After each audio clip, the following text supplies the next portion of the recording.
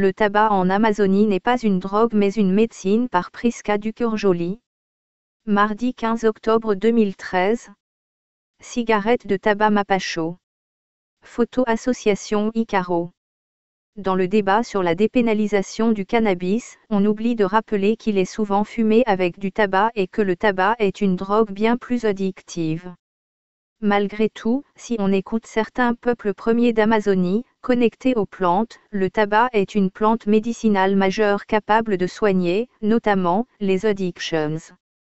Mais tout est question de bon usage. Reportage en Amazonie. Bienvenue au marché d'Iquitos, à Belén, passage des herboristes, ici, au cœur de l'Amazonie péruvienne, au milieu des étals de poissons et de manioc, on trouve toutes sortes de potions, magiques, et de plantes médicinales, dont certaines sont psychoactives. La feuille de coca, la liane ayahuasca, le cactus San Pedro, etc. Des végétaux qui poussent naturellement au Pérou, réglementés sur le plan international comme des drogues et proscrits à l'exportation. Un peu plus loin, des étals entiers sont réservés au fameux Mapacho, Nicotiana rustica, tabac brun d'Amazonie, très chargé en nicotine. Sous les yeux des chalands, des femmes roulent des cigarettes artisanales de toutes les tailles.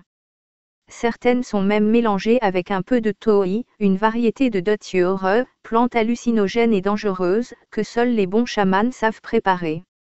On fume ça de manière très modérée ou dans le cadre d'un rituel. Pour toutes ces plantes, la culture et la vente sont légales dans le cadre un usage traditionnel licite. Les peuples indigènes bénéficient en effet d'une souplesse au niveau de la Convention antidrogue de 1988, notamment grâce à l'article 14, confère P 250. Une plante maîtresse. Le tabac jouit en Amazonie d'une aura plus que positive.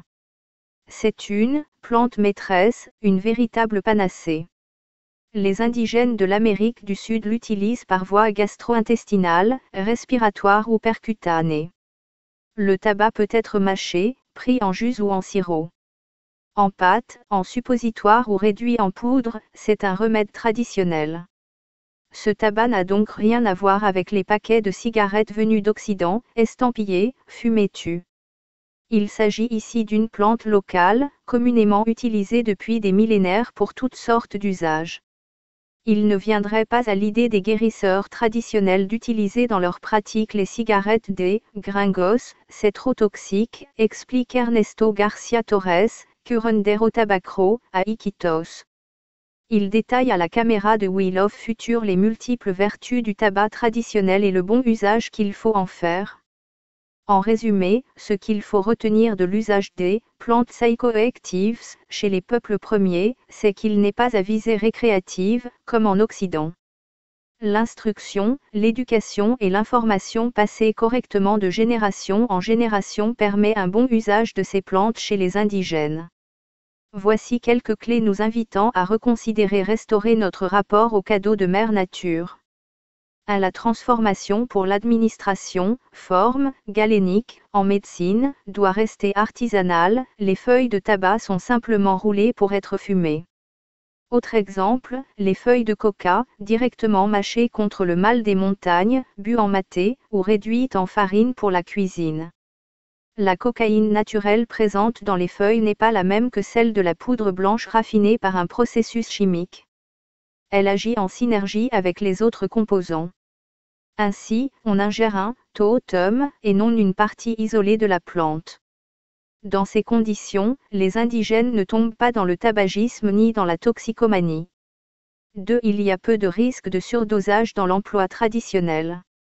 Pour se soigner, on s'en remet au savoir millénaire du guérisseur qui maîtrise la posologie à la feuille près. Dans le cas de la coca, il n'y a pas d'effet toxique, même si elle est mâchée quotidiennement. Au contraire, c'est un nourrissement primordial, riche en fer, en calcium, en vitamine A, en protéines. C'est pourquoi, en 2013, l'homme le plus âgé au monde est un mâcheur de coca de 123 ans, vivant à 4000 mètres d'altitude, en Bolivie. 3. L'intention lors de l'emploi de ces drogues est médicinale ou culturelle. On les emploie aussi dans un but spirituel. Les plantes sont des esprits respectés. Nous sommes les enfants du tabac et de la coca. Elles nous ont été données par le Créateur, pour que nous cherchions par nous-mêmes la sagesse, explique le Murui Ruben Medina Rablido, président de l'association indigène Curuinsi, à Iquitos. C'est grâce au rituel de la coca que j'ai évité les écueils du mode de vie occidental qu'on voit à la télé, raconte de son côté Fernie, le frère de Ruben, voir la vidéo. 4. L'éducation aux lois de la nature est culturellement inscrite dans la vie de la communauté.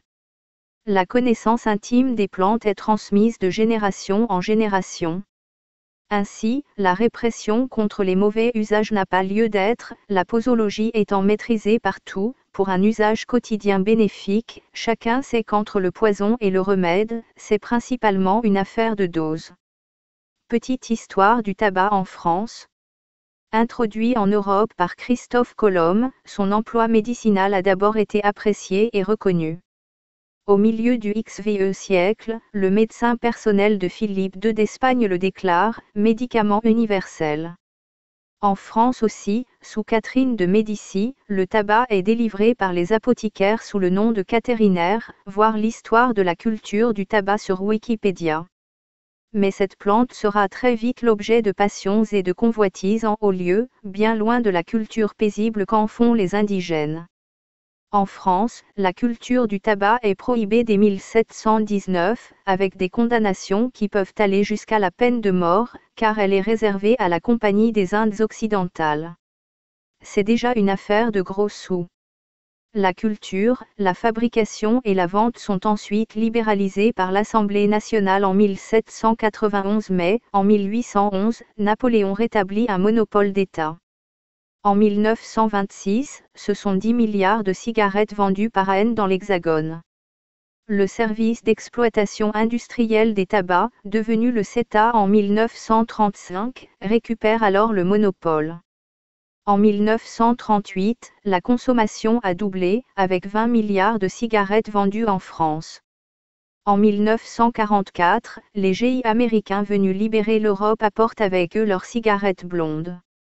Les marques américaines étendent leur marché aux femmes et à toutes les classes de la société et augmentent le pouvoir addictif du tabac en rendant la fumée plus facilement inhalable.